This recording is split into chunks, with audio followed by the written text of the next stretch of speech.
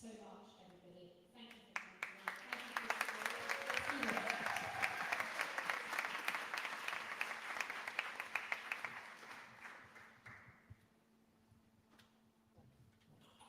Thanks, Ruth. As far as I know, there aren't any fire drill plans. If you hear the fire thing going off, there's exit that side and that side. Please get out as quickly as possible. Move your bags and move. I'm Ben Yeager. As I just said, I live locally. I'm Israeli and British. And tonight, my role is to moderate this conversation with these amazing people, and to allow space for conversation from the audience to us as well. I'll briefly give the context of my role here so that you can understand I'm not separate from the situation. I'm holding a personal relationship to it. I was born here in England and at the age of 8 moved to Israel back in the 1970s, and quite quickly was thrown into the situation of a war, which wasn't quite what I expected when I arrived in Israel. Nobody told me that's what happens there. And then I grew up in Israel, and I went to the Israeli army in 1980, which included serving in Lebanon as a paratrooper, and was very disillusioned at the end of my service and left to come back to England.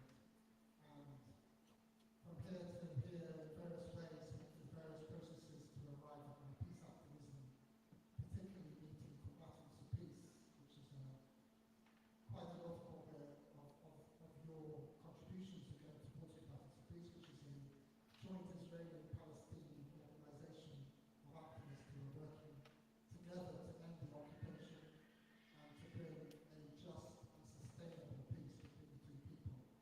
And I want to say that at this moment, despite the fact that I belong to Combatants for Peace and I'm the UK representative, which I'm very proud of, the recent situation has challenged everything about my activism, has really sent me into a lot of very dark places about hope.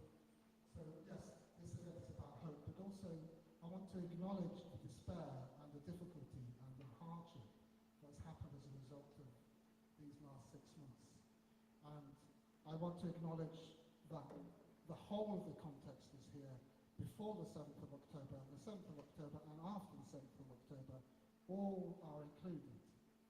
I also want to acknowledge that there are people here from many different walks of life with different experiences and understanding of what's happened historically and now and looking to the future. You are here for your own reason. I don't know what it is, and we don't know what it is. But I want to just say I want to include all of you and all of what you are feeling and all of what you are thinking. And there will be a moment for you to ask questions, but it's not an opportunity to politically make a big speech. It's a question so that we generate conversation, and we'll be keeping an eye on that. I think that's it from me for now. I want to hand over to my fellow activists to introduce themselves. So I'd like to ask Hamza if you can introduce yourself first, please. Thank you. Hello, everyone. So it's really an honor to be here with this beautiful community, beautiful town. You really keep us seeing the beauty in this work because news back home and the reality has been so devastating beyond what I ever imagined in my worst nightmares. So I was born in the south of Hebron, in the West Bank. I come from a family that was very politically active, passionate. My grandfather was a fighter. He fought. He was killed eventually by the Israeli army. I grew up with his stories. But my family never romanticized what he was doing. For them, it is what it is. This was the reality. It was the occupation. You had to fight. In a way, they explain it, but they don't really. It's not the point that you die. It's the point that there's a problem and we have to fight against it. as I grew up, I was not very much convinced with all the conventional political activism in Palestine.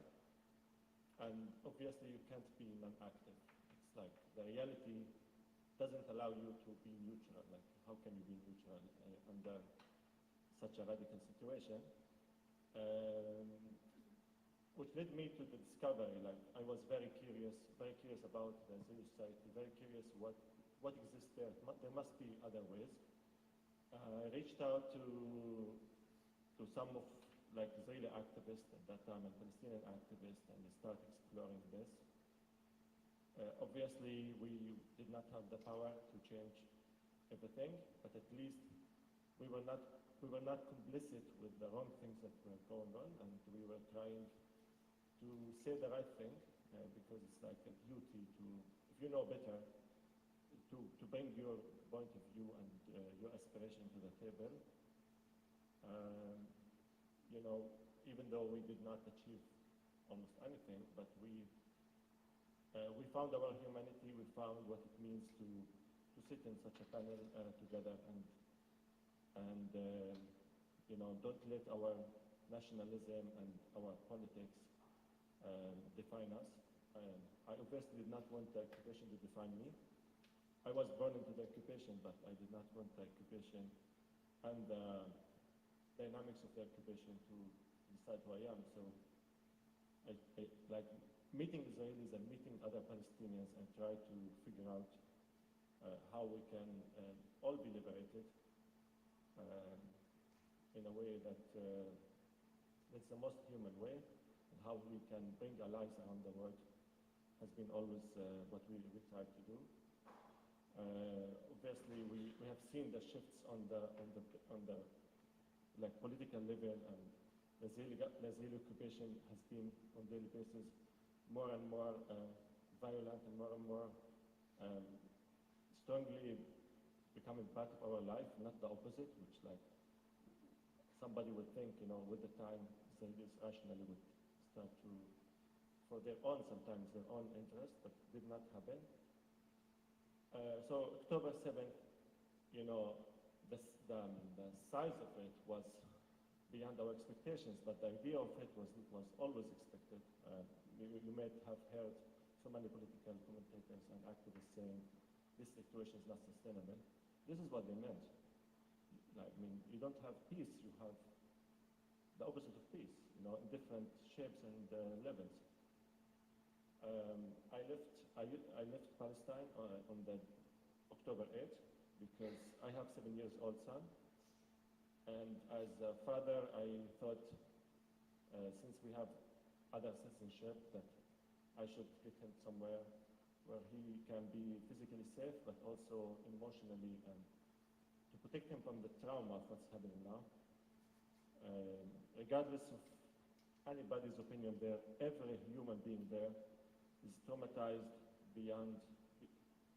I hope there's a way to heal it, because like what happened for 6 months, and now we're entering 7 months, will not be easy to heal, you know.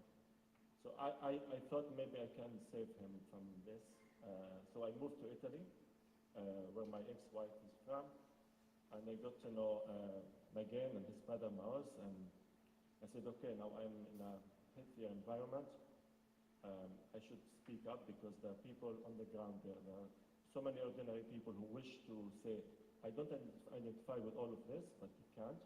And we are here outside, so we can say what we can say. Thank you.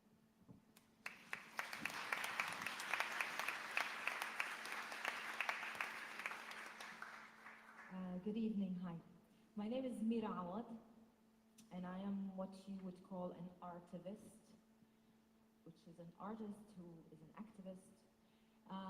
I am Palestinian Israeli. I don't know how many of you know that we exist, but 20% of Israel is native Palestinians who for some reason did not leave or were not kicked out in 48.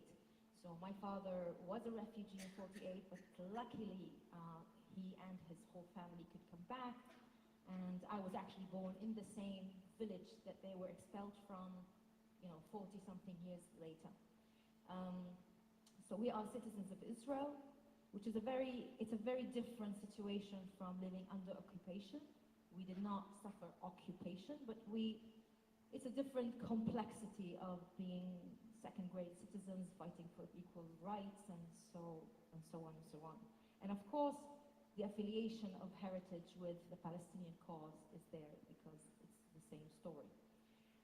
So I'm an artist, as I said. I'm a performance artist. I've been singer, songwriter, and writer, and then became director and producer. And everything I ever did with my art was about creating dialogue and creating this third narrative where it's possible for us to find a way to move forward all together, share the space, share the resources. And little by little, as I grew and my art grew, my agenda became even bigger than our region. So I think humanity should find a way to communicate in order to survive, which we're not doing. So the agenda is much bigger than Palestine and Israel. It's much bigger than just two communities. It's how we create a new narrative where we feel connected no matter where we are, who we are. And to me, in my understanding, it is completely ridiculous that in a world where we're all connected through a little device in our pockets, we're connected to every point, every place on the globe, we're still worshipping nationalities and borders and to me also religion. I'm sorry, we're in this beautiful church, but also religion has been acting as a dividing force, unfortunately. So to me, of course, we're here to talk about the Palestinian-Israeli issue, and I've dedicated my life and my career for creating that third narrative, and it is now even more important for me to stand out and speak. I am speaking more than singing lately. In the latest 6 months, I have found it hard to sing, but finding it very important to speak about us having to go back to a more complex narrative. For some reason, we have gone down to being narratives of tweets, meaning very simplistic, very slogany. And to me, that's not a way to go forward. We have to go back to the deeper conversations.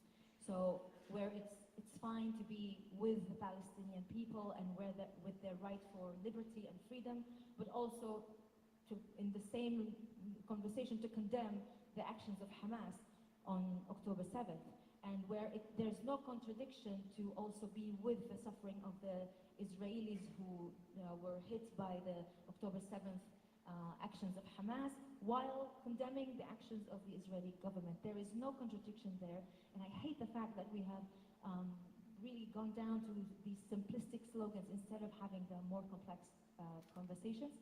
And I'm very proud with these two buddies of mine here to be on stages also here in the UK and try to have that more complex, in-depth conversation. That's it for me for now. You're going to hear a lot of me later because I cannot shut up. Again, take it over. Shukran, Mira. Shukran.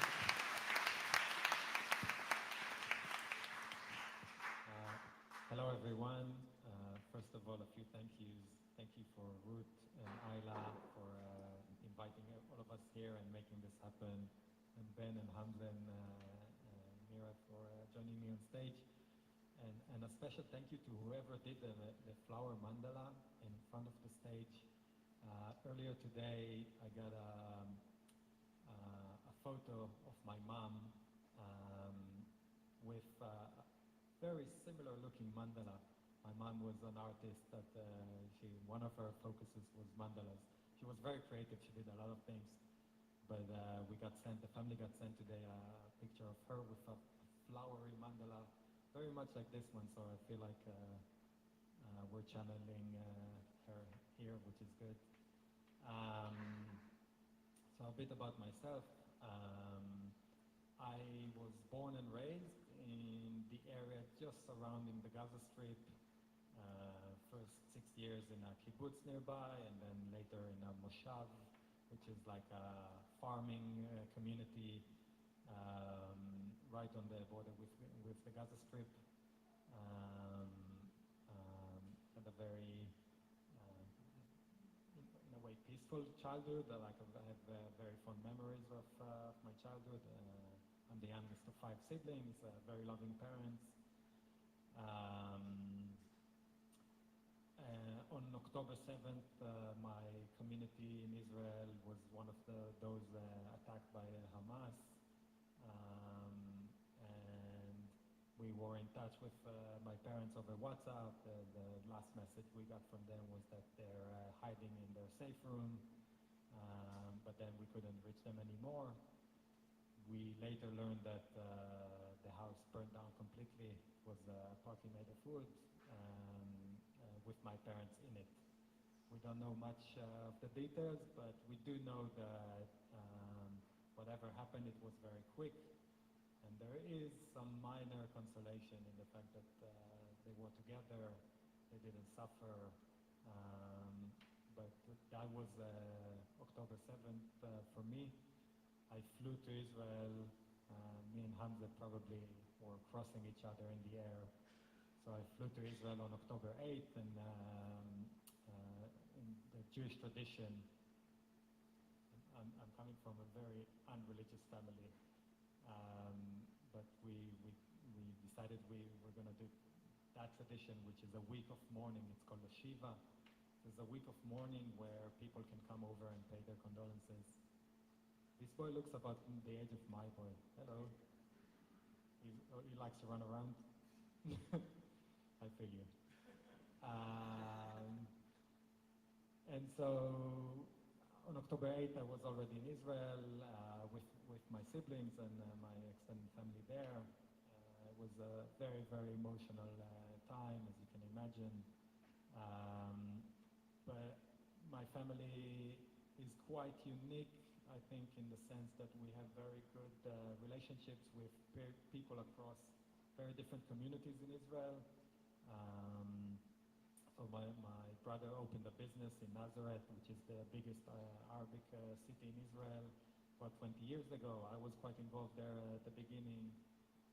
My dad's best friend is Halil al-Zayadna, now passed away a few years ago, but he's a Bedouin, which is a different Arab community in Israel.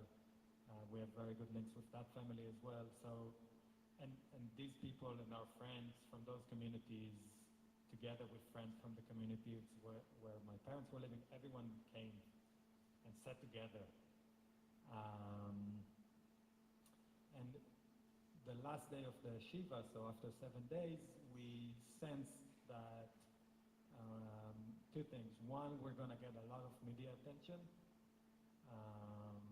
partly because of my brother's good links with Israeli and national media, international media, but also because we're in this quite unique position. And we also started hearing people talking about revenge. And we set the 5 siblings together and we discussed a few difficult issues. And one of the things we kind of discussed is that we all felt it's important for us to say revenge is not the legacy of our parents. This is not what they would have wanted. And so very early, we came out with that message, very much against a lot of what was in the media at the time, definitely in Israel, but also worldwide. And in a sense, that caught on. And I think a couple of weeks after October 7th, I wrote an op-ed in The Guardian here, which got a lot of attention, and following that, some organizations here. I live in London in the last 10 years, sorry I missed that part. But a few organizations here got in touch, and this is how I met Hamza for the first time. We participated in a vigil in central London, calling for humanity to be human, basically. And so I was involved in education. I was a teacher. I'm an educator, so I was involved in some, trying to educate people to be respectful of all cultures, but I wouldn't call myself a peace activist before October 7th. I think I'm more comfortable in saying it now. That event really changed me in the sense that it's now, after the tragedy that we experienced personally, I feel like the only meaningful thing for me to do is trying to walk toward a future where my kids are not suffering from the same reality. So that's where I've been in the last 6-7 months.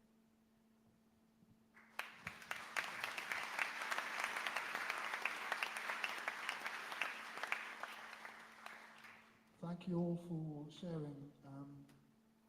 Before we open up to questions, just Chris, can I just check that we got a roaming mic for the audience to ask questions? Yeah. Have a go. I'm going to pose a question or two to these guys, and just to get us warmed up, and then we'll take questions from the audience to open a conversation. But before we do all of that, I want you just to turn to the person next to you, and for 1 minute each, so I'll time you, 1 minute each, just say, why are you here? What's brought you here? And if you're sitting next to somebody you know, maybe try and turn behind you or something like that. So, is that clear? So one person speaks, says what brought you here, what's going on for you in this context, and then the other person listens. Okay. I'll just hold on a second.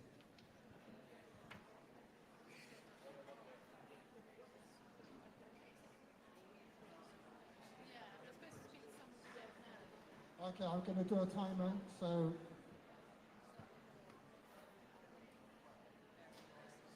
number one speaker is about to speak now. Off you go.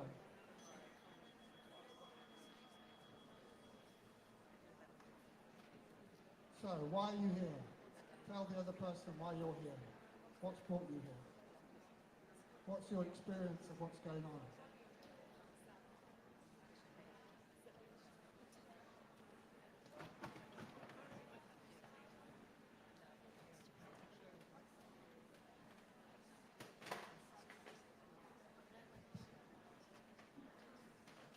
You have 30 more seconds.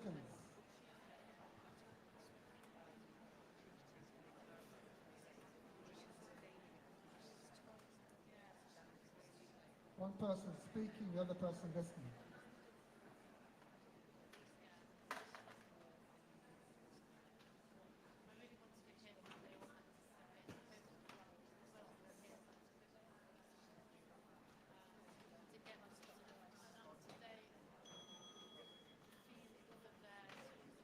So, swap rounds.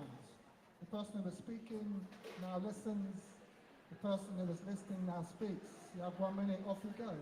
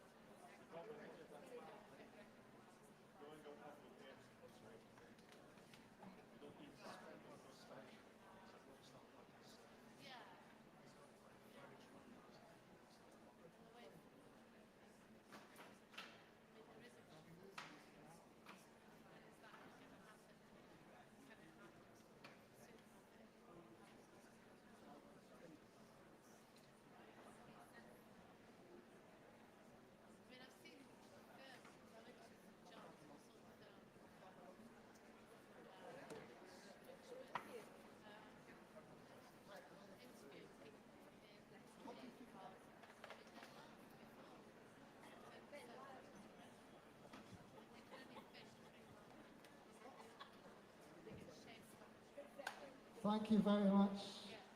So let's complete that conversation, or that sharing.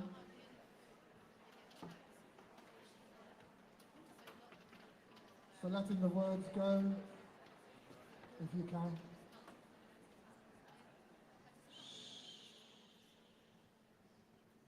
I hate using that, but sometimes it works.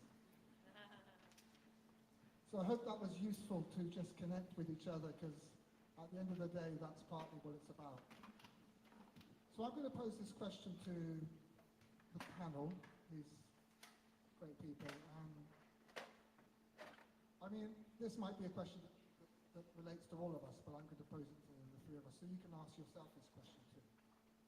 So my question to you, and whoever wants to respond first, how has this last 6 months, maybe 7 now, impacted you, and how have they affected your sense of belonging?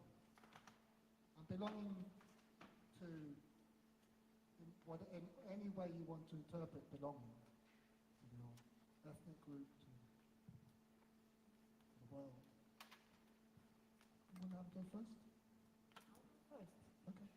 I can go first. Don't laugh. You can always trust Mira to answer. To talk. So, needless to say that October 7th felt like a really huge hit. All of us were traumatized by the viciousness of the actions happening that day, and I have a lot of friends and of course family back in Israel, and I started, like everybody else, sending messages and calling and checking that people are alive and that they haven't been to that party, because I probably would have been to the party if I was in Israel. So I started calling friends and started getting reactions. Okay, I'm here, we're fine. And immediately, as I was getting these answers from my Israeli friends, I knew, I think everybody knew, that there would be a retaliation. And I immediately started worrying what's going to happen in Gaza. And the nightmare, of course, started for real as we still accumulate dead people and losses and destruction and narrative depletions, where people have retreated into very, very polarized stories, very polarized positions. And little by little, I've always challenged. I mean, I was always asked to define myself with nationality, religion, geographical placement, stuff like that. I've always had a problem with it, but I kind of complied. So I kind of had to choose how I define myself, because people were really nagging me about it. So do you define yourself a Palestinian or Arab or Israeli? What comes first, Israeli or the Palestinian? Or maybe the Arab comes first, or maybe the Christian comes first. And from an early age, as an Arab citizen of Israel, Palestinian citizen of Israel, I was nagged with these questions, and I had to kind of define them for myself, always having problem with it, but always having to give some answer, because people really want to put you in a category. And if you're outside of the category, they don't get it. They don't understand. They need to fit you in a little box. So I needed to say, whatever, I'm Palestinian, and I'm also Israeli, and of course I'm Arab, and Christian doesn't have a room in my identity, whatever it is. But I've always had some problem with it. Why do we need these definitions when they are, first of all, man-made in a way? For example, when you say, I'm Israeli, I'm Palestinian, I'm English, I'm French, whatever. These are things from history, and somehow they got crystallized into countries that changed throughout history. The borders kept changing for many years, and they're probably going to change again. And we still kind of worship these things. We worship borders, and we worship religions, and we worship a lot of things. And so I think October 7th kind of reshuffled the question all over again for me. And this comes to the belonging, where for me it was very clear that I belonged with anyone in the world who feels connected to other people in the world. And I don't feel belonging to people who are polarizing, who are dehumanizing the other, who are demonizing anyone. So the belonging kind of shifts. Are you agreeing or disagreeing? That's I really would like to hear. I think he has a lot to say. So my belonging really kind of shifted from really trying hard to answer if I'm whatever my religion is and my geographical place and my nationality, to really understanding that my people are whoever has empathy, compassion, and a will to communicate in order to create a better world. So the belonging became something much wider, global, universal to the human race that I really worry about, because I think we really need to make a lot of changes in general in order to survive and in order to have nice lives as we survive, and we're not doing them. So that's my belonging dilemma. Thank you. Super.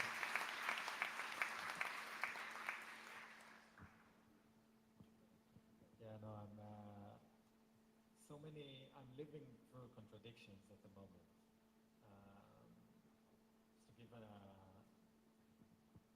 number of contradictions in parallel. When I think of belonging, first of all, I think following October 7th,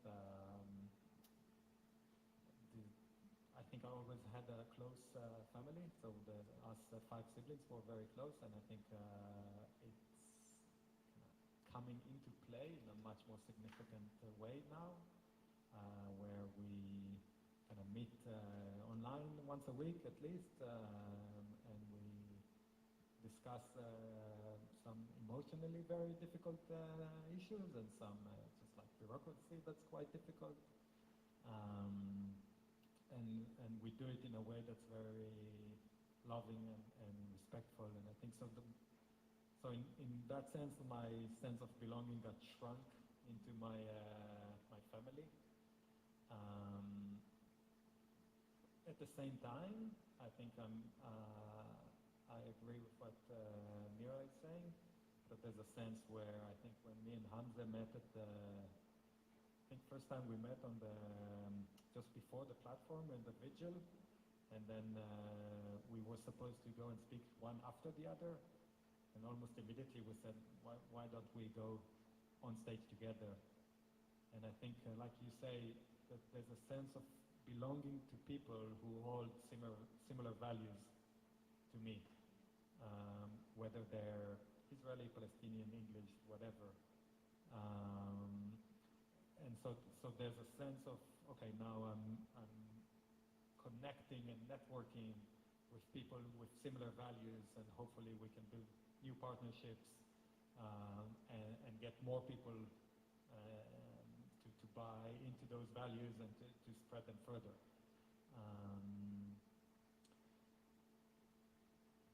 Maybe another aspect is the fact that my childhood birthplace is washed with blood.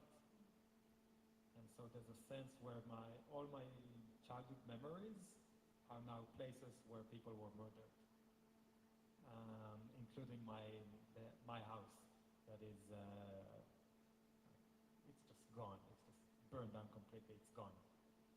And so when I went to Israel, we came back a week ago. I first visited the house, so there's a sense there of like, I'm picking fruit from the trees that I used to do that with my parents, and I feel a very, very strong belonging to that place. And at the same time, it went through this horrible reality that I'm still struggling to find my new connection with. So working on it.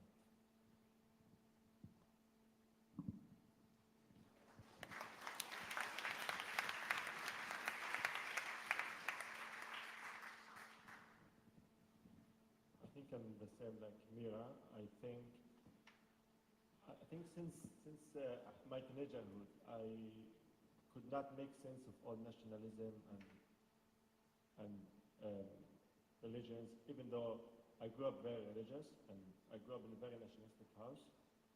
I saw my connection to other humans from various ages and various education backgrounds and religions and nationalities. There were people who I felt they were my tribe, and people were not my tribe.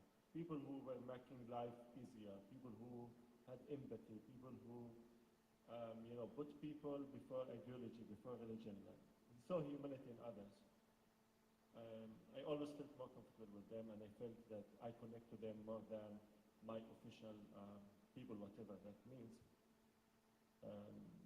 And there are many, actually, they are the majority in my view. Like, some of them might be manipulated, but they're not ideologically crazy or ideologically anti-human. They're just living in fear, living in confusion, witnessing atrocities.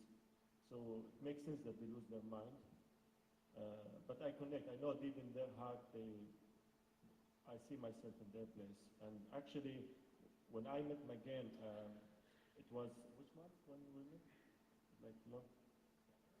Yeah, January, I think. So, yeah, no, fair. So it was still the beginning of this war, and there was not many Israeli-Palestinian things together.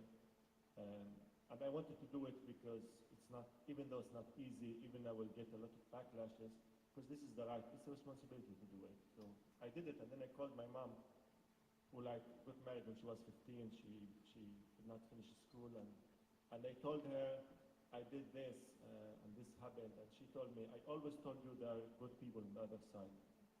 And I don't know why she said this, because she never met any nice Israeli. She met only settlers and soldiers. Like, but she believes, like, she chooses without waiting for any evidence that there are good people on the other side. And I know on the other side, because I used to hang out a lot in Israel with my previous works, and I met many like taxi drivers, very ordinary people, not like intellectual.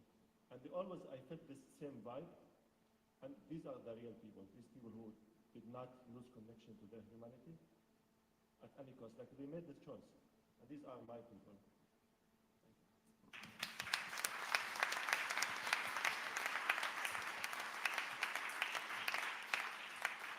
Thank you, you three. I'm actually going to answer my own question.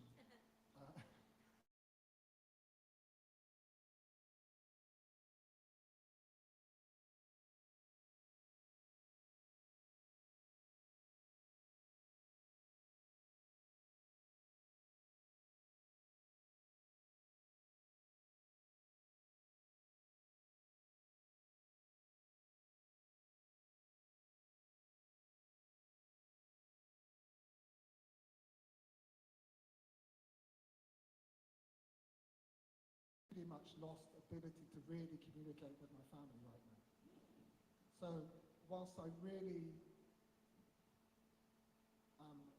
felt angry and hurt and disappointed with the attacks on the 7th of October, the action that happened afterwards and the actions that are still happening now in the West Bank and in Gaza have really flipped me in a place where I don't know where I stand.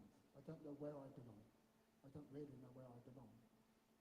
So I just wanted to bring that perspective in to say that it's a kind of, whenever I saw the slogans, "Together we will win," everywhere around Israel, going past with the train, just seeing and hearing it from people who I'd never expected it from, was a real blow to everything, and certainly my sense of belonging.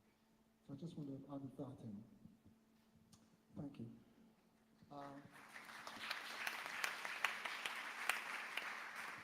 You know that slogan, "Together we will win."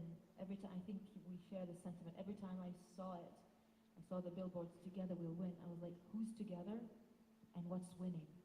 And who's we? Who's we? Who are we? But they exist. There is a we that exists. I think we're going to open this to the audience now.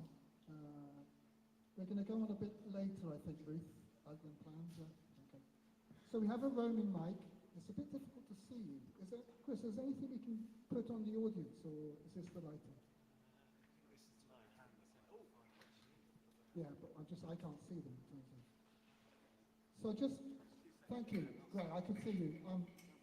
I'm going to pick you, thank you. I'm going to pick you out. I just want to say before we pose these questions, I want to remind you this is not an opportunity for political speech.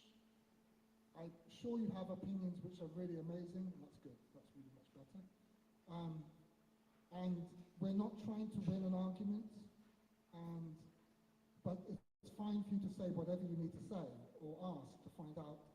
And we, us four don't know the answers to your questions we will engage in a conversation with what you've brought and try and respond as roundly as possible. Thank you, that's great to see everybody. So, can I just see the one, and then Susanna. So let's have your question first. Where's the mic? Okay, great, thank you. There's a mic coming.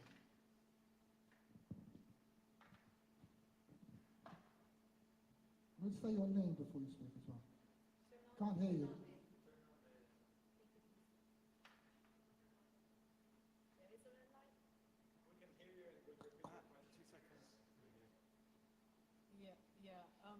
I'm just wondering if you... Oh, is that on? Okay. I'd like to hear if any of the panel, or what if do they have any what solution that they would hope for peace in that area? Future solutions.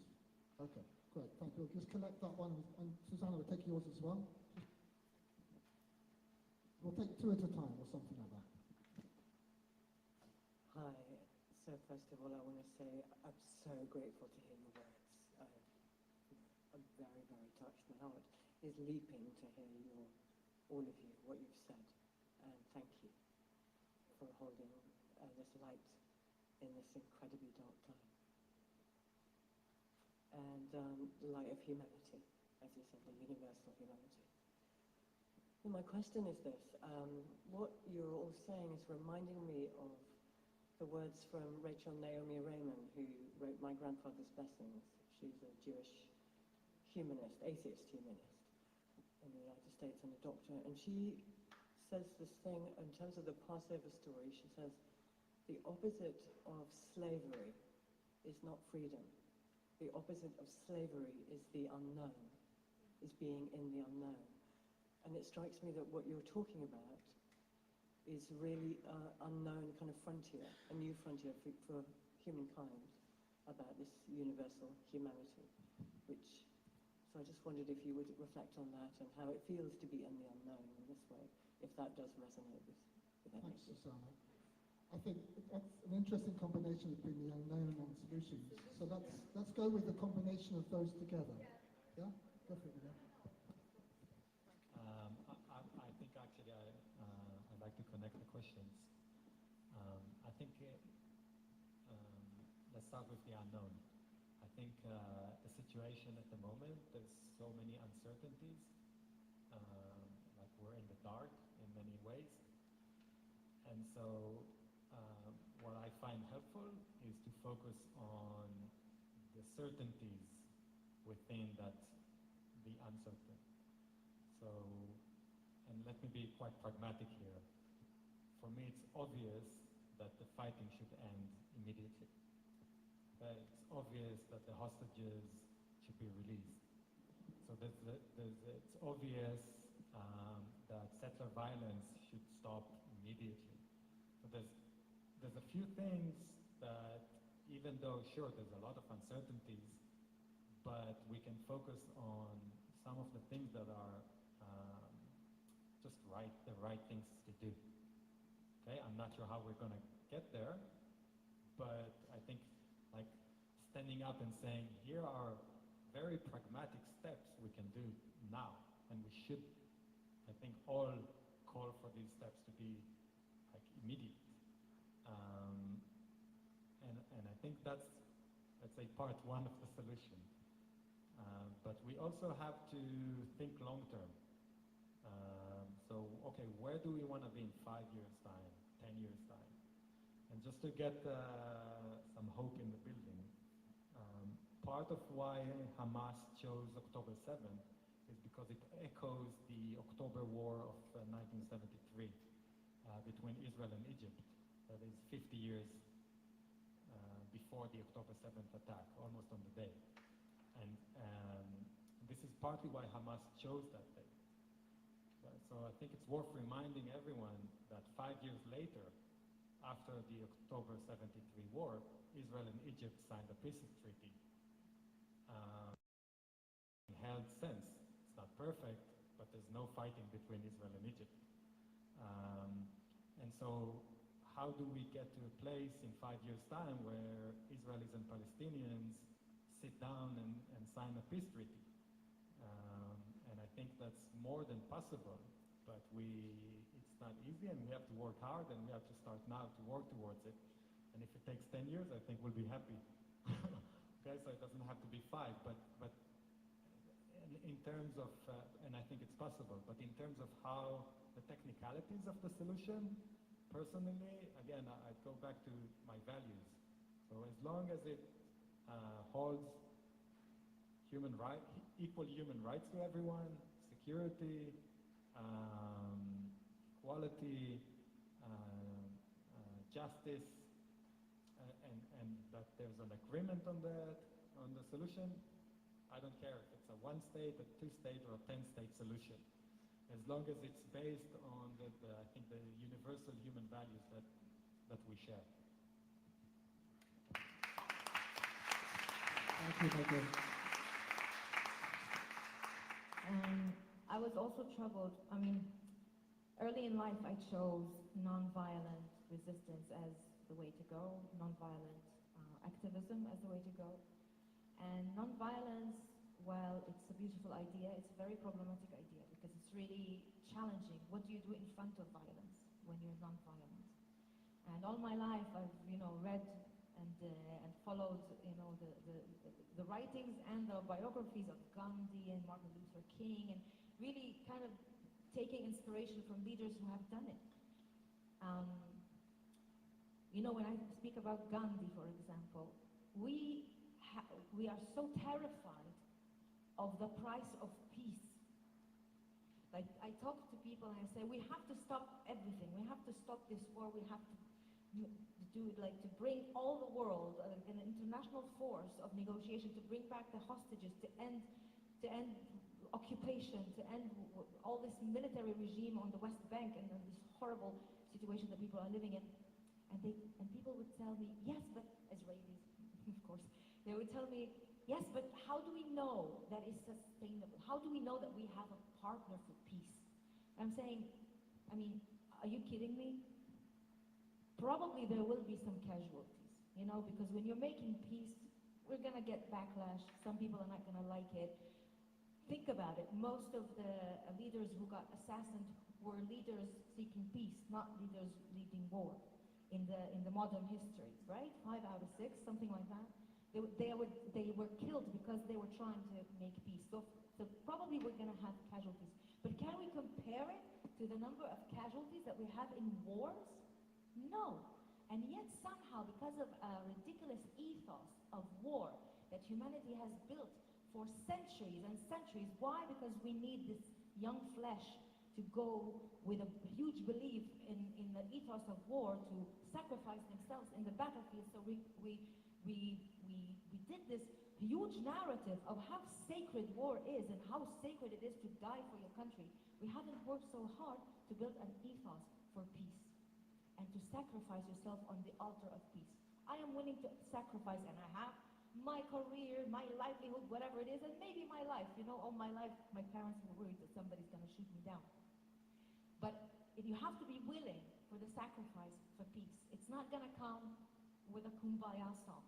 We're probably going to pay some prices, but when you compare it to an ongoing retaliation for retaliation for retaliation, like up and down and escalation after escalation, how can you compare it?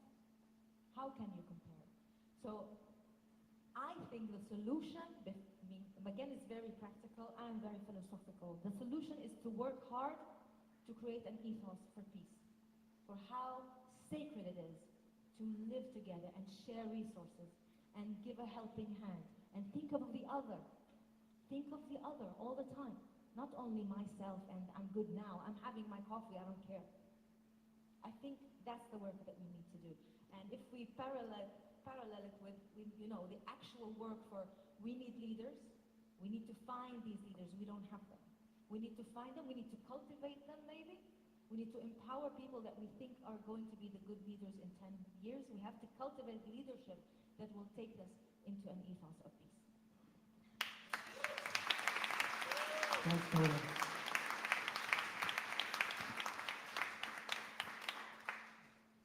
I agree totally with both of you. I think people are so scared from the unknown. What's happening now, even though it's so tragic, so inhuman. It's familiar in a way. But peace and the work peace and managing peace, because peace is work and it needs smarter and hard-working people to manage peace.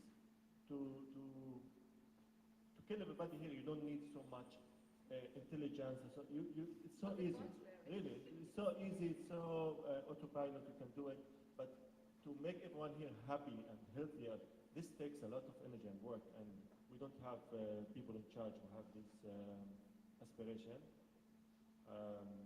This war has to stop. It's war is a war against civilians. The civilians are the only victim. They're saying that everything is destroyed in Gaza except Hamas. You know, like every single civilian infrastructure, most of houses, dreams and belongings and memories have been destroyed. But the systems are there. You know, October 7th happened. So many people died. So many destruction and unusual things we have seen. But the system is untouched because it is the victims are the civilians, and no matter how many civilians you kill, and I'm here talking about strategies and like the logic of the people of war. No matter how many civilians you kill, you don't hurt the system, because the system benefits actually from. So whether Hamas or the Israeli government, every time there's violence, every time you kill civilians, every time you kill even combatants, because the combatants, they were born civilians, and the system, like why people ended up being part of Hamas or being part of the Israeli army, is it their fault? It's the fault of the system. And the system should be our target. We shouldn't be distracted by, putting our energy on blaming ordinary people. So this war has to stop no matter what. There's no one benefiting from this war except those who are managing it. And we should have leaders who are not afraid from the unknown. And they know it's not going to be romantic and they will just have peace and go relax on the sofa. It's hard work. Yeah, we need it.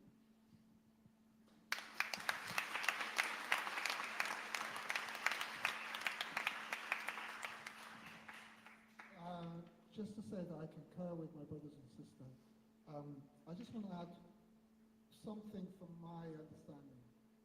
I think that for anything to happen, including being able to step into the unknown, and have the courage to do that, as in on an individual and as a community level, and to seek solutions, one thing that has to happen, it's part of the work of the Battle of Peace, is a very deep inner transformation away from the notion of enemyhood. So no more enemies. That stops to exist within our psyche. Particularly, and I must be really particular about this, within Israeli society.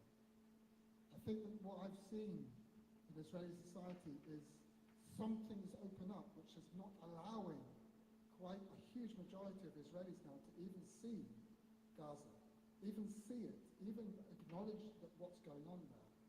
And that was so scary to me. That was so, I couldn't quite believe that this was what I was experiencing, but I did experience it. And that's not to say there aren't Israelis who are not now standing up against the war. Of course there are. And something in the psyche is stuck in a place which says, we're under attack, we're under threat, and we need to destroy our enemy. And that needs to change very deeply, deeply inside the body, the heart, the psyche, the soul, to get past the past. To get past the past and say, what happened to us, to people in the 30s in Germany, happened to all of us, not just the Jews. It happened to all of humanity. And I really want to say that that's so important to me to make that transformation happen.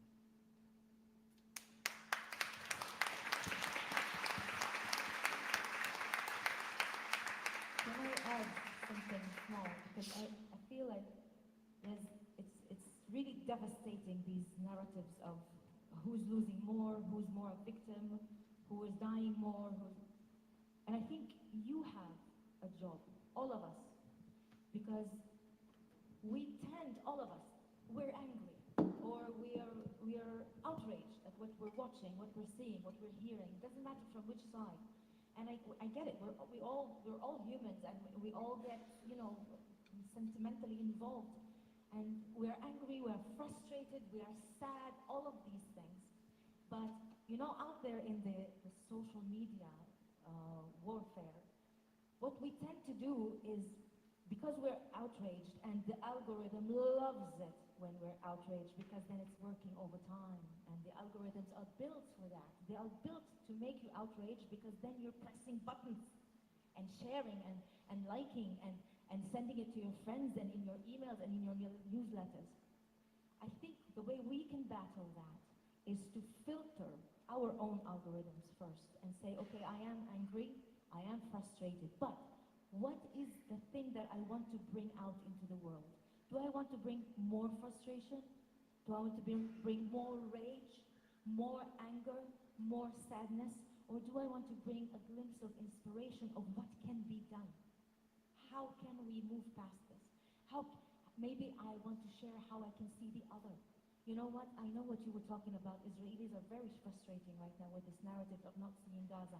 But I know that they need someone to take them by the hand and show them Gaza.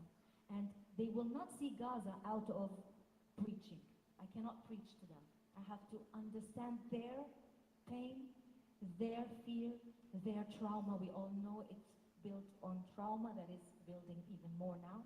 You have to understand and see the trauma and make it hurt, and then take them by the hand and show them the other trauma that is being created as we speak, as a retaliation for their trauma. And maybe then, out of this compassion, they will open a window. So I'm saying we all have a part in this warfare. We're all out there, and really the sentiments are the emotional world is really harsh. But maybe we should take a step back and think, what is it that we want to contribute to the algorithm?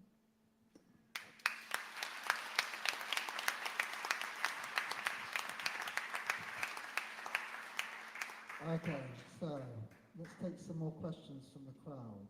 1 and 2. Okay, 3. Okay, so let's have number 1 here. Please say your name if you're willing. Hi, I'm Kat.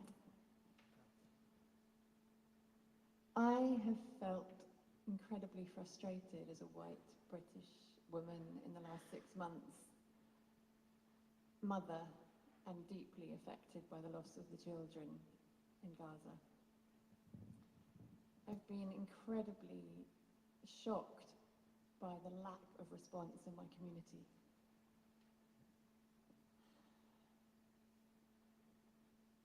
And I'm horrified, actually, at the continuing of normal life and the lack of speaking up and standing up. Initially, we created South Devon Parents for Peace, and there was maybe 6 or 7 of us. Now there's 100, but 100 is nothing. It's something, but I feel like white supremacy is so ingrained, and it blocks us white, comfortable people from connecting with particularly people of colour and of other race. And it was easier for people to connect with the loss of life in Ukraine because they were white. And I do feel a rage around that, and I don't know how, I can't even communicate with the head teacher of my school around cultural awareness. She won't talk to me. Like, there's such a block and a fear around it. And I'm not sure what my question is, but what do you see in terms of, like, I feel like I just want to dedicate my life to dismantling white supremacy because it's horrific how we can cut ourselves off. So, Kat, can you pose a question? Yeah, sorry. Oh, but I can't hear the question. I wonder what your response is to that. Maybe that's my question. And have you felt that frustration in your communities, in white communities? And how do we go about engaging people? And you did almost answer that in what can we contribute, but what more can we do? Thanks, Kat. Could you just add that one over there as well, please? Lizzie, I relate totally to what you say. feeling frustrated with other members of the community. I don't know what my question is either, but it's also to do with the arms trade and the continuing valuing of making money out of armaments, etc. Whilst that is still revered in our culture, which is white supremacist and colonial, I don't know what we do about that. How do we dismantle the arms trade and make all killing illegal, like the ecocide law, making a law that harming others is not okay. Thanks, Leslie. So we've just passed the microphone just to pick up the question now. We'll try and make some just pass the microphone down. Back through the line. There we go. And then pick it up. And there's somebody in the aisle. That's it. We'll stand up and... Okay. Hello, I'm Leona. I find that quite stressful to speak to people, but I'll try. I would like to kind of partially comment, partially questions around how can we deal with this collective conflicts which are popping up. And for me, the answer, and I'm interested how you are looking at that, I think some of it you mentioned, is the kind of collective and ancestral trauma, which if it's not healed, is then looking for, it's like energy, it's looking for its own new cause. That can be white supremacy, that can be Israeli-Palestinian conflict, it can be anything else. And I think for me, it's like how we can collectively address these ancestral and collective traumas, because we all have that in our bodies, even directly or indirectly, and therefore then we maybe choose certain sides, or we choose to be bystanders, we choose to numb ourselves, not choose really.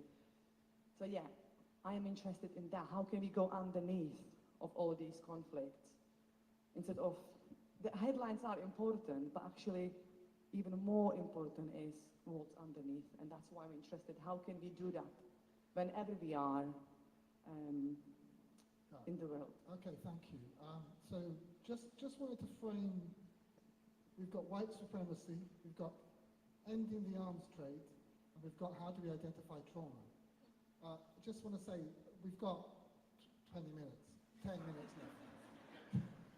So, I'm going to put these into, we can't talk about the arms trade, we don't know. It's just simply not a question to this panel, I'm afraid, Lizzie. It's not, I know, we all know that if the arms trade would end, we probably would have peace, but that's another big story on the global financial situation. And in terms of your question, Kat, there's something about our local community. I mean, I live here, so for sure we can have a chat, but these people don't sort out our local community. But it's connected into the trauma. So let's address the trauma one, if you will, if we can. Something about the travelling of trauma, the passing it down, the passing it up. I think that's in your question, isn't it? Okay. Actually, I'm sorry to do this, but actually... You can answer that if you Yes, want. I mean, it's not that I want to answer. I'm not going to stop you. It's not, you can't. That would be really I'm wrong. a hurricane. Can't be stopped. I would never stop you. Inevitable. So just wanted to say that you know, that pain that you talked about, the white supremacy, and these are things that I think I've researched and studied all my life, whether it's the Jewish supremacy or the white European supremacy. And today we were talking about, and this is where connects to the trauma, that because of the trauma that the Palestinian people are going through, then something is getting created there as well. You know, trauma brings all these divides. And it's a very big question, both of you, with the arms dealers and the weapon industry. These are huge questions that I would love to tackle, because these are things that I completely think about. The amount of money being made right now on human life is crazy. People are getting rich. I am enraged with that. Some people are hearing the ka-ching, ka-ching every day, while other people are just paying with their lives. And I'm as enraged as you are. And the borders where people are in their comfort, where they don't need to worry about other people. You know, I can take it into a bigger picture where we're talking global warming nowadays. And we know that at some point half of the globe will be unlivable. But we are not dealing with that. We're doing this. We have nice weather here, still raining here. We have drinkable water. So we don't think about Africa. We don't think about these people. And one day they're either going to have to die there or we're going to have to let them in. And we're not thinking about that. We're not putting plans in place. We're not thinking of programs. So it all comes because when you're in the comfort, you kind of don't. Now, how do we penetrate that? Not by preaching, and not by enragement, and not by being angry, by understanding what it is there that is the fear, because it's fear. What is the fear there that is stopping them from seeing other people?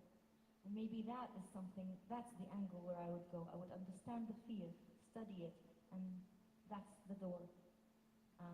Sorry for answering the questions that you didn't want to answer.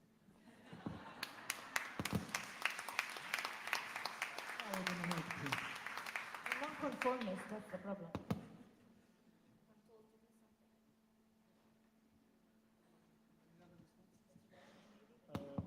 Yeah, about the trauma. So about the trauma, it's really the trauma that Israelis and Palestinians are going through, and also the traumas that the world is going through because they're watching live for 6 months what's happening there. Like the secondary trauma too. It really should worry all of us because most of the science of trauma is based on like post-traumatic experiences, and they think about almost single event that happened to the person. But the people over there, at least the Palestinians, living traumas every single day.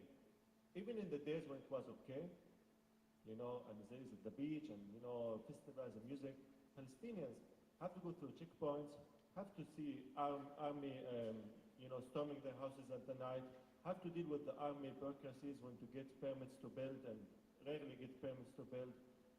The traumas are like so normalized that they even don't pay attention to it.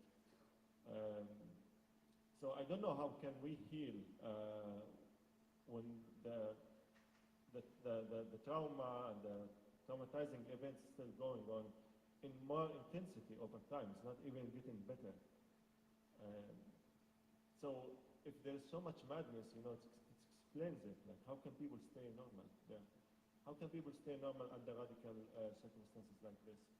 So we have, I believe something from Islam that we have to do, that God wants you to do your best, and you always know your best, So everyone in their place and their life should honestly with themselves know what's their maximum and do their maximum, and not be angry, because I have been angry the past 6 months, extremely angry, like never before. And in the few days, I was reflecting on it, and I remember that something that I always knew, that whoever angers you controls you, So maybe our anger is not going to produce anything. We have to channel this energy to something else. We know our values, and we know so much more than ever, and we always trying to know, and we should be proactive, not keep focusing what they're doing, and keep focusing what we are doing, and whether with politics. I mean, politics is a big part of it. Armed deals also part of politics, and white supremacy. We saw it in Gaza with the killing with the parade 7 workers of the World Kitchen. Immediately, the north of Gaza, 6 months, all the work asking for food for the people in North Gaza. Nothing changed. 7 white people, wonderful angels who were there. Because we talk about white people, we shouldn't talk only about the negative side and the supremacy. There are also white people who are putting their life, and I have seen it in Palestine. So we have to, play the game in a smarter way, because we know our agenda, and the other side know their agenda and they're advancing it. So we should get smarter and have fun on the way. Just being angry is not strategic, I think.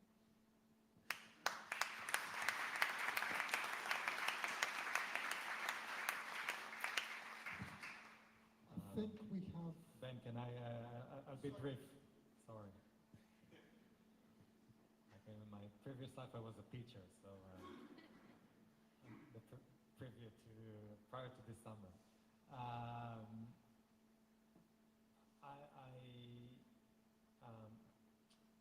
don't want to say I like, but it's like, I think trauma is a good concept for us now, because there's no magic solution to deal with trauma. So we can think, okay, I have the perfect solution to the Israeli-Palestinian conflict, let's just do it. It's not how it's going to work. I think when we really acknowledge and recognize that there's real trauma, and I don't want to make the comparison of measuring who's suffering more, but there's real trauma between the river and the sea. And if we see this as a concept that we can work with, like I'm dealing with my own personal trauma, I started therapy, and it's an ongoing process, and it's going to take a long time, and it's never, I don't think the end is like it's healed. No, it's something that I learned to live with. I think on a national level, on the community level, trauma is a useful concept to deal with, to work with, so that we work hard and spend the time and the energy and the funds and the resources in order to deal with the trauma that the communities are going through, so that we're in a better place to actually trust people from different communities between the river and the sea. So I think that's the way forward.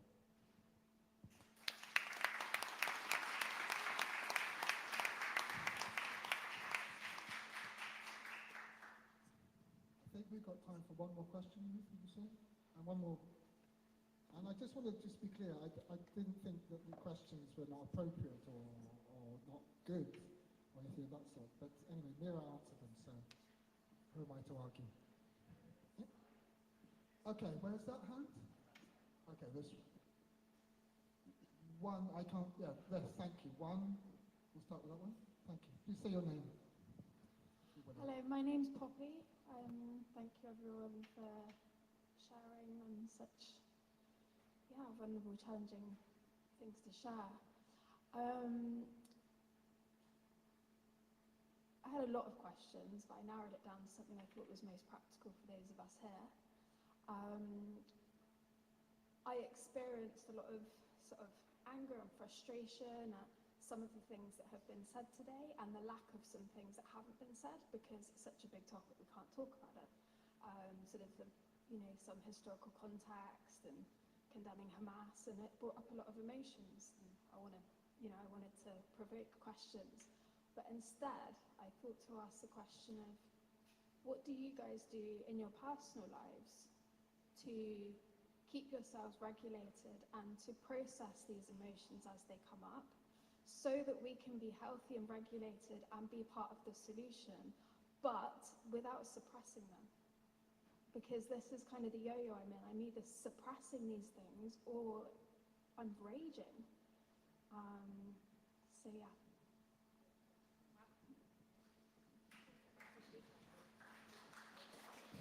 Thank you. We'll just hold that one. Is there somebody else's hand got up here? Over here. See how we combine. Thank you so much.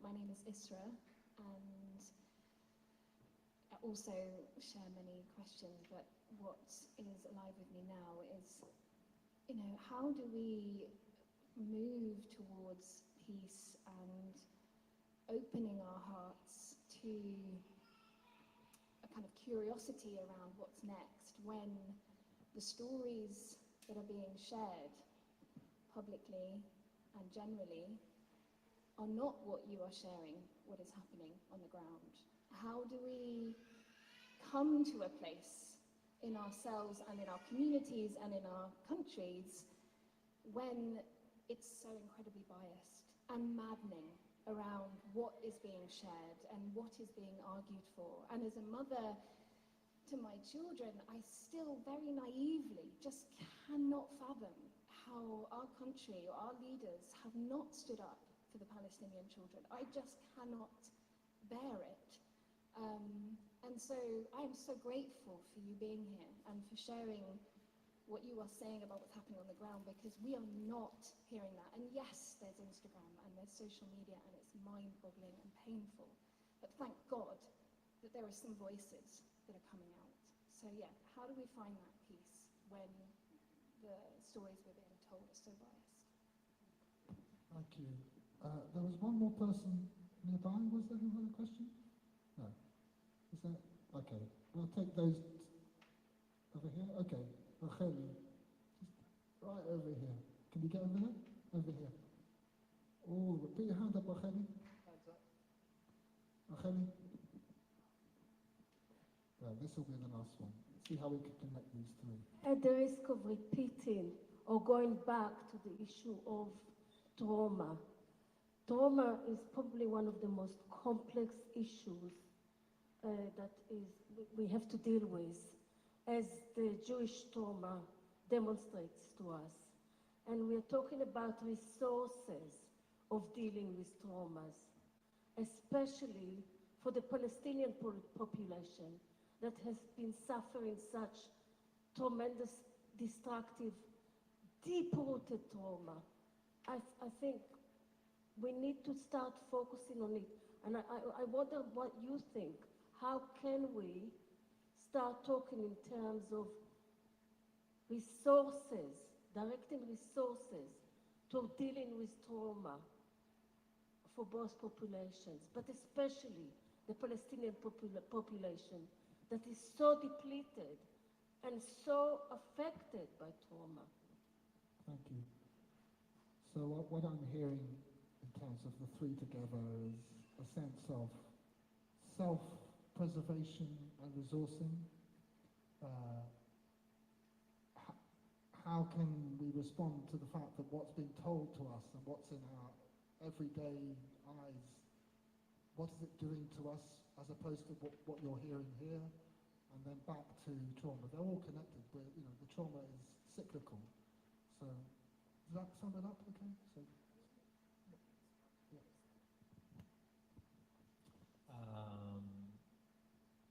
So we had self-regulation, trauma, yeah. So a few things. First of all, we're not the only ones who, I would say, talking reason, where the polarities are screaming on social media and the press and politicians. And I think me and Hamza and Mira, we're not the only ones who are able to recognize the pain on all sides and take a stand without necessarily picking a side. And I think I'm quoting Hamza here, which is what I would also expect politicians that we sometimes are able to reach and talk to do. I think recognizing that the pain is real, people are suffering, and I completely agree with the last speaker that people, Israeli citizens who suffer from trauma, there's just more resources by the state of Israel to deal with it than in the Palestinian population. But there are organizations, the civil society, Palestinian organizations that are working about trauma in the Palestinian community, and I think maybe Hamza can share a bit more. And it's possible to support those efforts. Self-regulating, I think it's a challenge for everyone. I keep telling myself that I'm in pain and I'm suffering for what happened, but I try to tell myself that I'm not the focus. Like it's not about me in a sense. If what I'm trying to do is change the reality in Israel-Palestine, there's steps I can do. I can raise my voice and I can say what I think, and it's sometimes I don't feel like it. Me and Hamza are going to spend a lot of time in schools next week, like a lot of hours in many schools. I don't feel like doing it, but I think it's important. And so, I think through doing things that are genuinely meaningful, even if I'm not sure I feel like doing it, but I think it's meaningful, I find that a way of moving forward. And it gives meaning to what I'm doing and helps me deal with the uncertainty and the pain and the fear. So, put my energy into things that I think are really meaningful.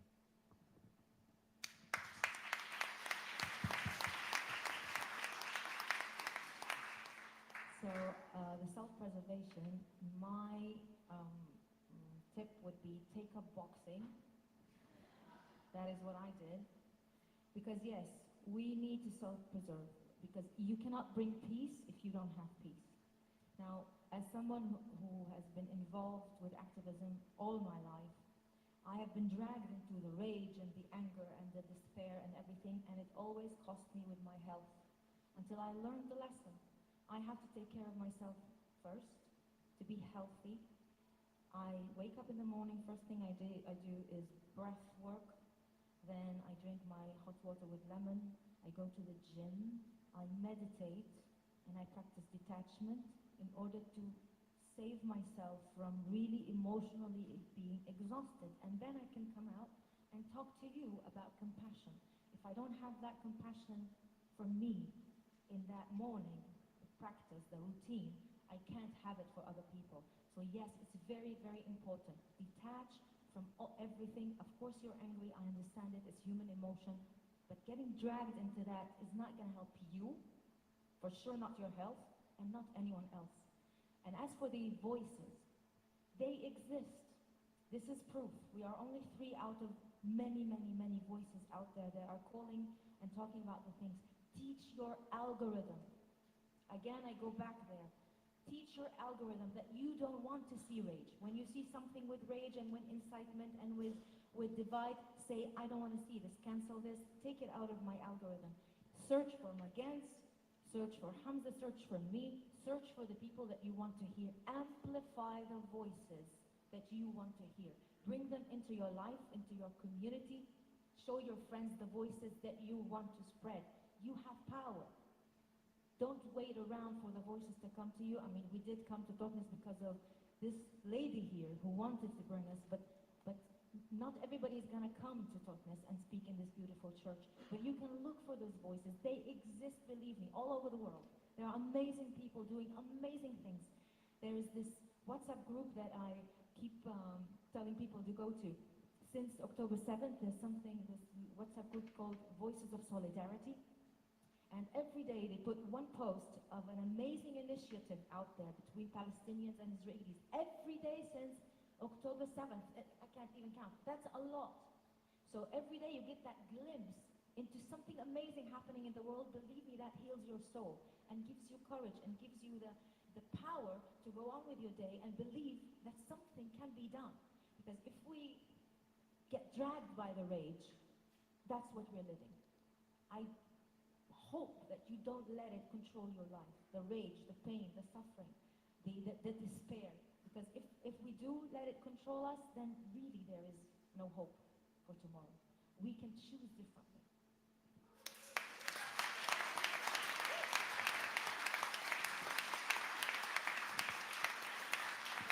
Boxing definitely works. I learned a lot now from today. I just want to add that people here have more power than us to influence the government here. We can speak sometimes to the government here and members of the parliament, but they're not loyal to us, they're not accountable by us.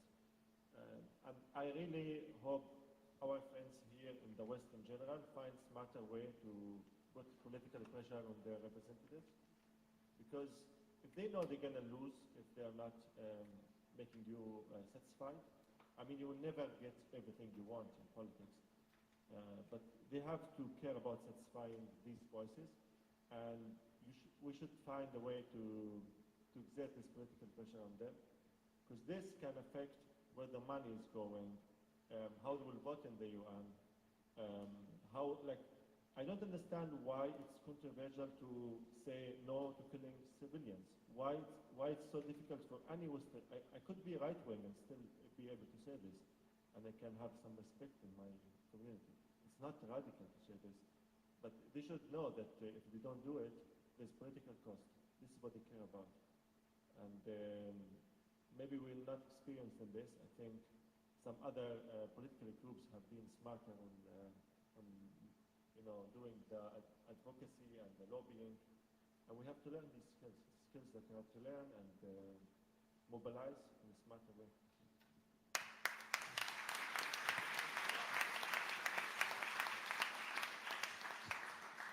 Just to add, follow up what Hans is saying very briefly. I don't care what politicians say, I care what they do. So let's say the politicians you feel you're really angry at for not saying the right thing, let's say they say it, so what? I think the pressure on politicians should be put policies in place that actually help people on the ground. And if we think a problem on the ground is trauma in Palestine, let's get the UK government to offer money to organizations that deal with that. Whatever they say, let's see them put those actions in place. And I think generally that would be my approach, and that's how I would, when I speak to politicians, this is what I tell them. And I think in that sense, you guys have the power that when you write to your MP or when you support a political group or you're trying to pressure politicians, I think it's more pragmatic to pressure them towards the right policies rather than making sure they're saying the right things.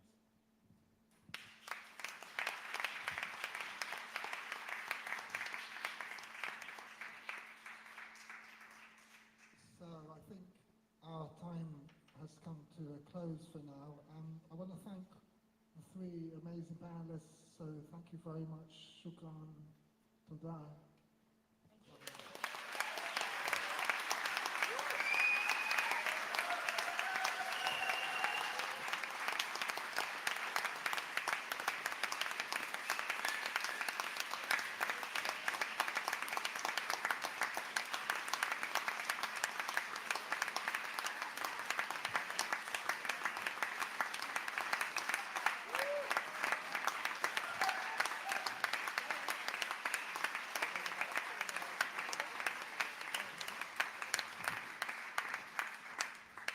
I think we're going to have 25 minutes-ish, have some food to stretch your legs, and then we'll have some music.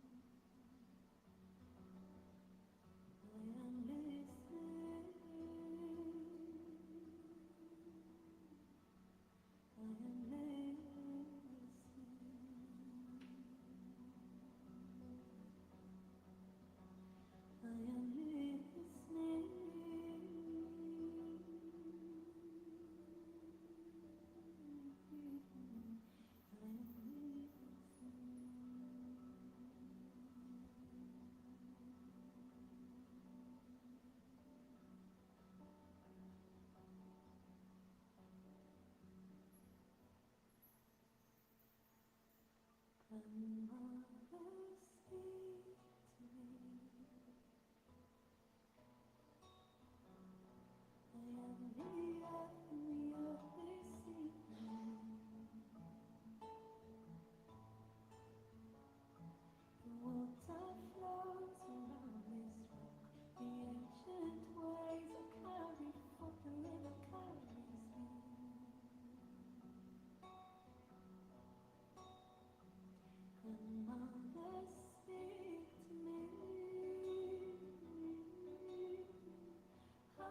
am the earth.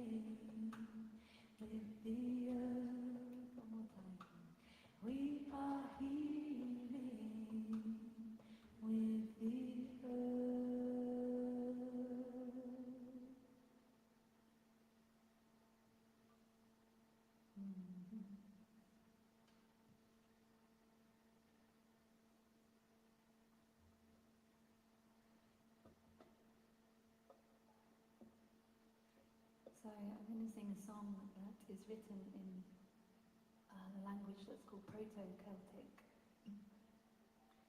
And this is the oldest recorded version of the Celtic language. It's not a language that is spoken anymore. They believe that this language, or somehow a form very similar to this language, would have been spoken about 4,000 or 5,000 years ago. So here in Devon we have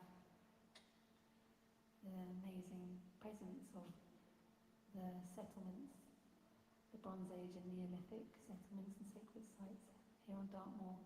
Anyone who's not from this area, the presence of these ancient people, these ancestral beings and ancestral lives is very strong on these lands, and this is the language of those people. This language brings something very powerful and very touching, a much needed medicine in this time of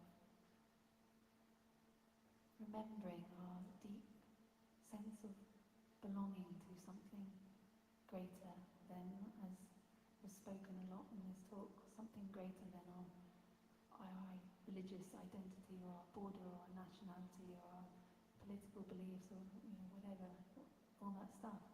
Our deep belonging to something truer and deeper and stronger and wiser and greater and more ancient than any of that, which ultimately is this spirit of life.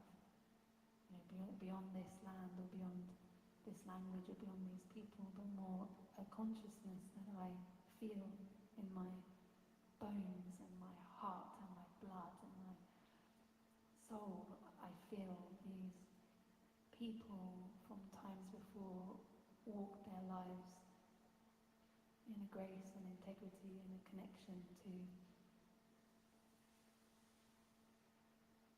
this earth, to the elements, to the wisdom of creation and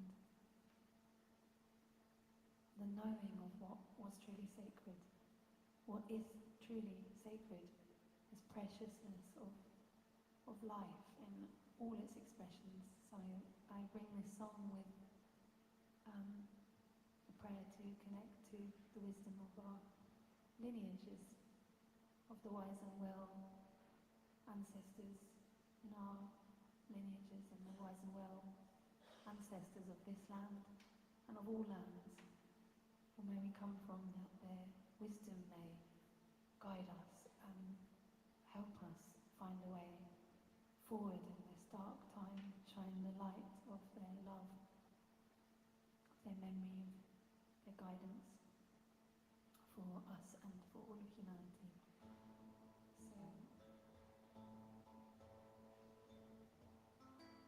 Yeah, you will not understand the words with your mind, but open your heart.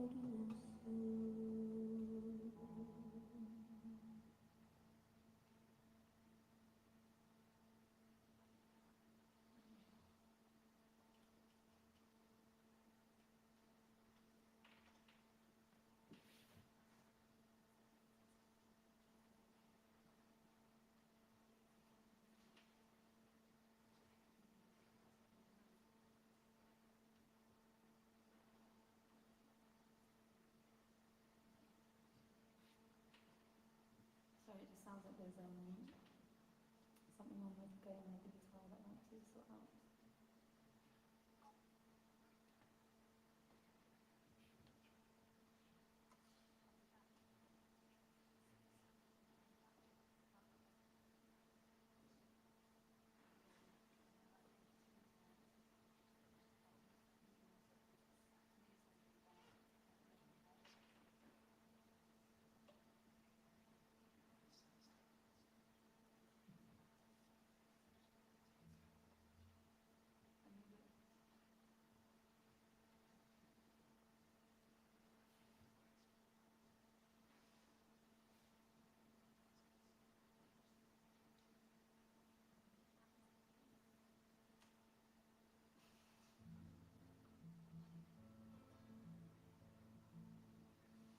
So I'd love to welcome my dearest soul sister, friend Susie Barista to come and sing with us.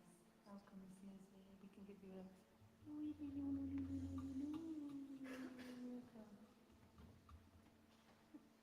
snuggly. Yep.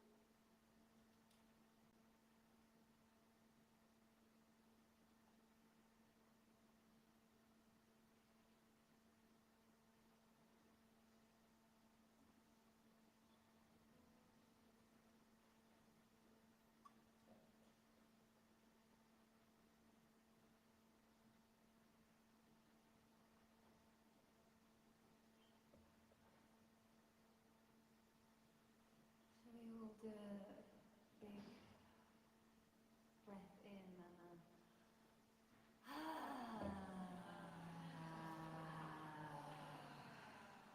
again.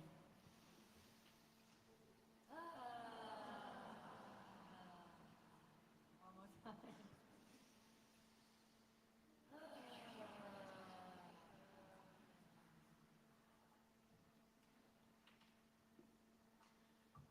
Sometimes that's just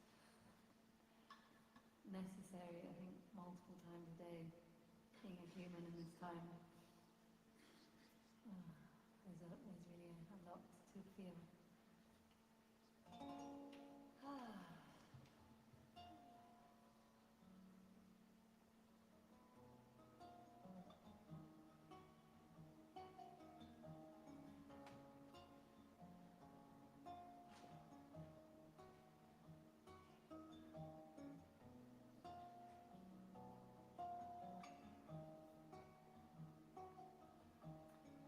So this song is very much about honouring our vulnerability, the depth of our emotions, our brokenness,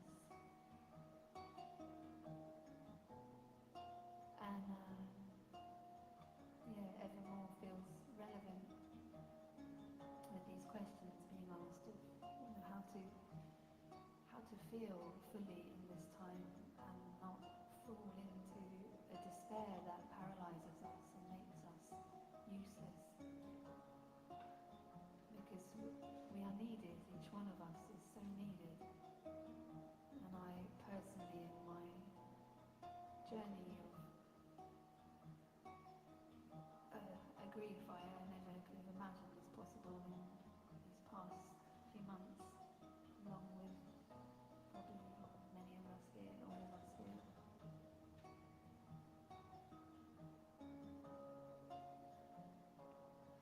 I've learned that my grief is something to be deeply honoured, to be given space for. There's a profound medicine that is the sign that I am alive, I am human, and my heart is beating, and I'm made of love, and because I love humanity, because I love these people I don't know personally. It is my love that means that I hurt, that my heart breaks, to witness the suffering. And as much as we must have hope and inspiration and create this feeling that it can become a reality, a part of this work is making space for our grief to be our fuel in ways that are manageable for us, together, resourced, held, and that this can be our strength. Human beings learning to feel deeply again, to be moved by this time.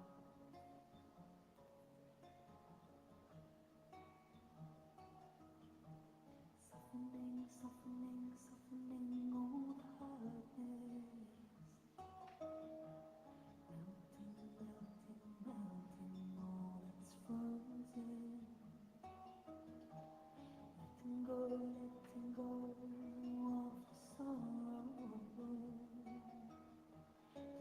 Dissolving into love all the shadows.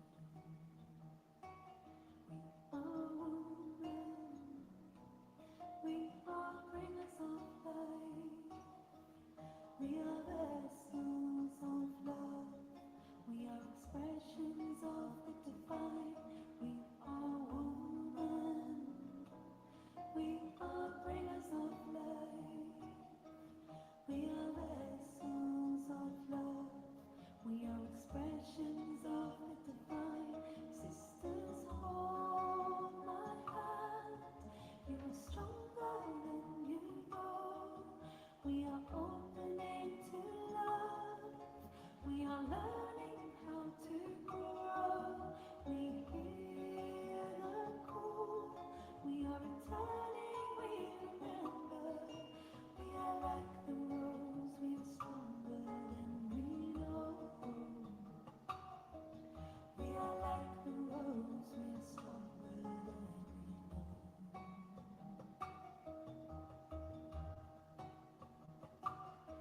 Ancient mother, moving through us.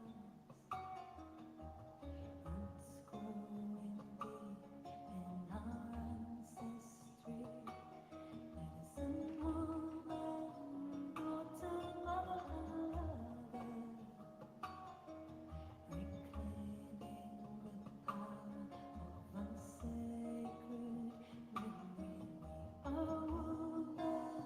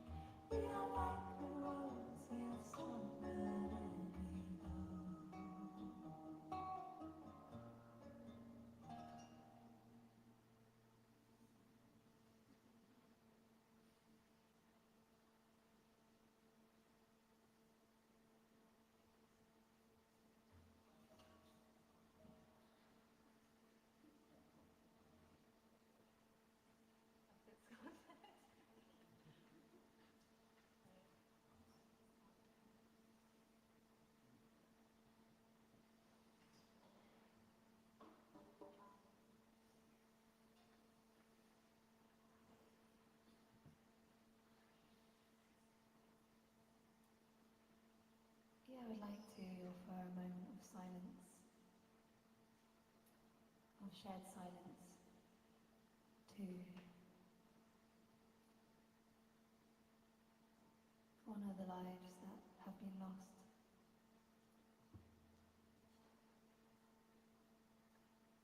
In the violence.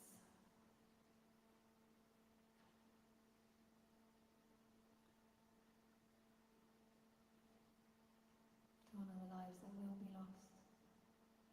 To honour the suffering, the devastation. To honour the children.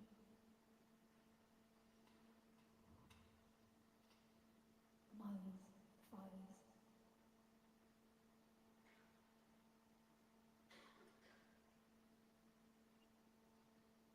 And I don't feel I need to name a land or name a nation or name a people.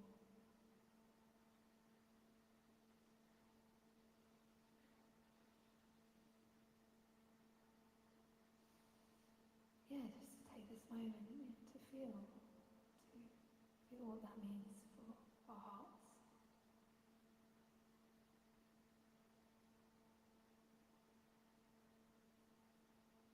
To send our love, our prayers for that future of peace that we dream of. To send our prayers like watering the seed of this possibility, as impossible as it feels or seems to many of us.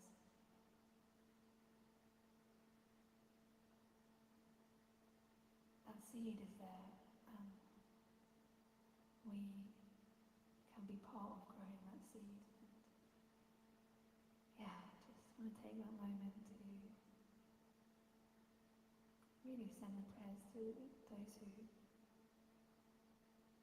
desperately need it, those who are still here, those who have passed on. That we honour you, we feel you, we hear you, we see you. We love you. So each one in our own way, enter this silence in what is best for you, if it's feeling or praying, or you don't even know. Let's be with this, be with them, be with humanity, be with this hope for peace, this prayer for peace.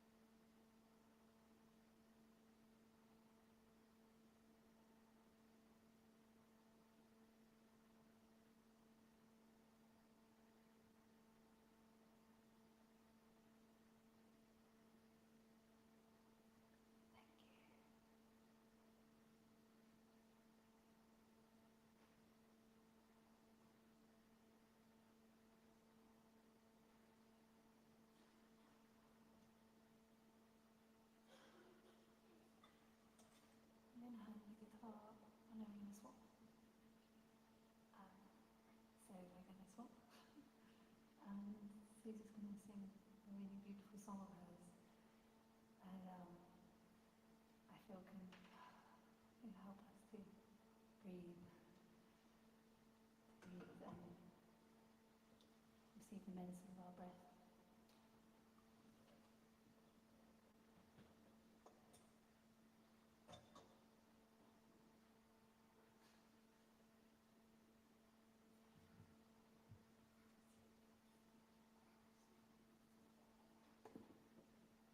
We've been swapping the guitar between us since we were about 18. It's a familiar, sweet, nostalgic thing.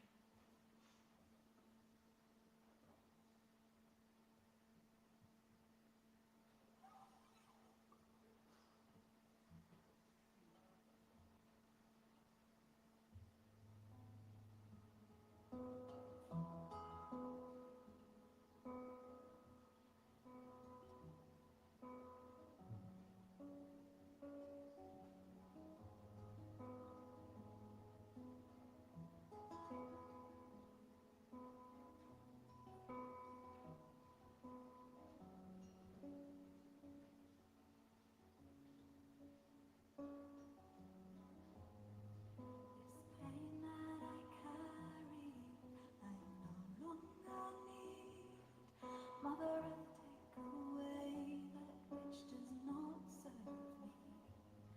These tears that are flowing, going back to the sea, making space in my being for my heart to receive. The breath of life, for my heart to receive. The breath of life.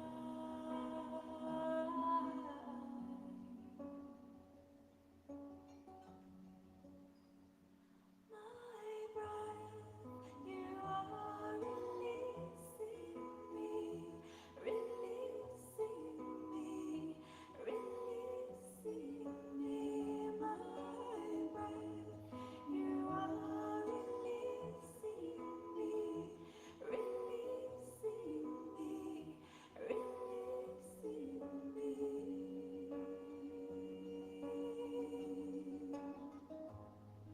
The sorrow that binds me, I begin to untie. Thank you for your teachings, for shaping my life. Now it's time to feel it and welcome it all. I'm ready now to breathe it, let it all go. Let it go, let it go, let it go, let it go, let it go. And I welcome it all.